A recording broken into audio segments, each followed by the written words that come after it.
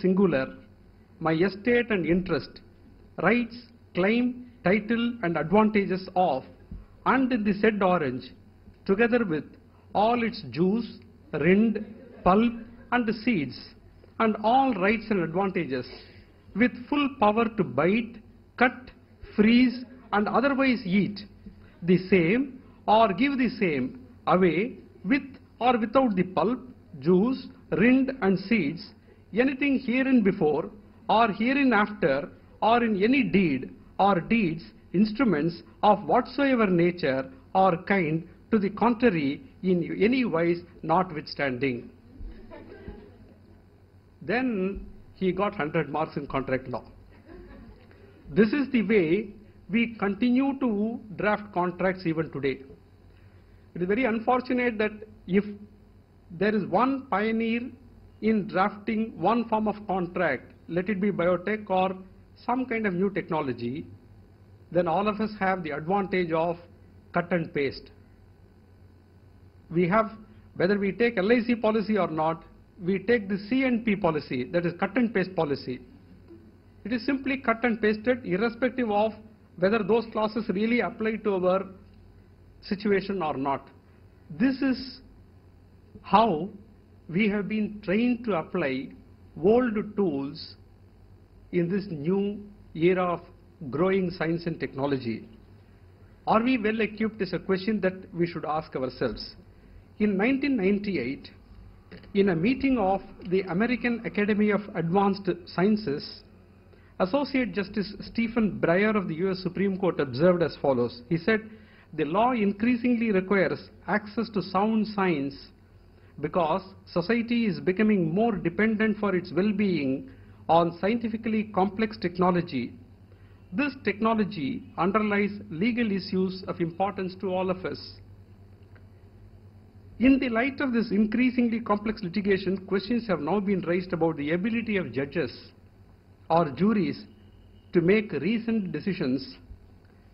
In 1993, the Carnegie Commission on Science Technology and the government's report, US government's report of 1993 on science, technology in judicial decision making referred to widespread allegations that the judicial system is increasingly unable to manage and adjudicate science and technology issues. The Commission went on to state that if these claims go unanswered or are not dealt with, confidence in the judiciary will be undermined as the public becomes convinced that the courts, as now constituted, are incapable of correctly resolving some of the most pressing legal issues of our day. This is the primary concern that all of us should address ourselves. I am putting the judiciary in the forefront, lest not the lawyers think that, okay, we are equipping ourselves, what about you? Therefore, I take first the responsibility upon myself to say that we are ill-equipped. Therefore, the responsibility lies on the lawyers and the expert witnesses in such cases. How well the lawyers equipped are today equipped to meet with the challenges of time. How far the courts can rely upon expert witnesses. One of the methods by which judges could be trained in the new areas of science and technology is to provide expert witnesses. But let us see what has happened to expert witnesses. The primary way that we educate judges and juries on complex scientific matters is through the use of expert witnesses. But unfortunately, today the system of adjudication is primarily adversarial in nature. Therefore, A party brings an expert. The cross-examination by B party's lawyer is focused upon denouncing the credibility of that expert witness. B party brings an expert. The focus of attention on the lawyer of A party is to denounce the credibility of that witness. Ultimately, what happens is both these experts fail in court, and thereafter the court is confronted with the problem as to what to choose and whose testimony is to be believed or not. All of you must have seen there was some kind of issues raised about the presence of pesticide in one of the cold drinks, in one of the cool drinks.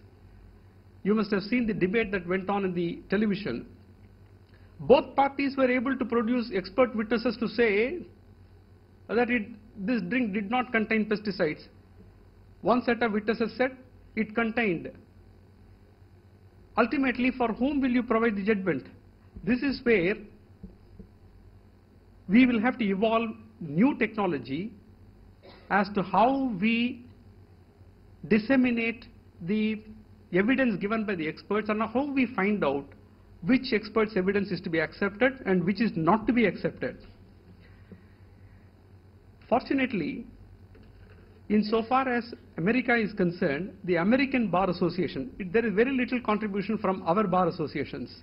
Insofar as United States is concerned, the American Bar Association has got several standing committees and subcommittees, several standing committees and special committees. In 1974 itself, the American Bar Association created a science and technology law section to equip young lawyers and through them to equip the judges as to how to handle such situations. Since 1974, this section has grown to become a focal point for information and policy on many important issues such as computer and information security law, privacy, cybercrime, scientific evidence, genetic research and engineering, biotechnology and nanotechnology. Simultaneously with the formation of the Science and Technology Law section of the American Bar Association, they also created this National Conference of Lawyers and Scientists. They call it NCLS. It was established as a joint standing committee of the association, of the American Association of Advanced Sciences. They call it AAAS, and the American Bar Association's section of Science and Technology Law. The committee has 14 members, half appointed by the American Association of Advanced Sciences and half appointed by the Science and Technology Law section of the American Bar Association. The goals of this National Conference of Lawyers and Scientists are as follows. In fact, every scientist can be a lawyer, but every lawyer can never be a scientist. Because unfortunately, persons who choose the profession of law, only lawyers and judges know what kind of people choose law. And it is possible for a scientist to think logically. I mean, it may not be possible for him to think legally, but it is very difficult to make lawyers understand the complex issues of science and technology, because almost after spending about 25-30 years of life in pursuit of something else, you land up on science and technology. It is very hard to pick up. This NCLS has as its goals the following: to promote a better understanding of science among lawyers and judges and of the legal system among scientists, to improve communications between lawyers and judges on the one hand and scientists and engineers on the other, to monitor and examine emerging public policy issues of concern to both lawyers and judges and scientists and engineers, to examine such issues cooperatively and where appropriate to recommend policy alternative to their respective organizations and others relating to such matters, to sponsor joint symposia, programs and studies, to identify and collaborate with groups from other nations interested in exploring similar objects.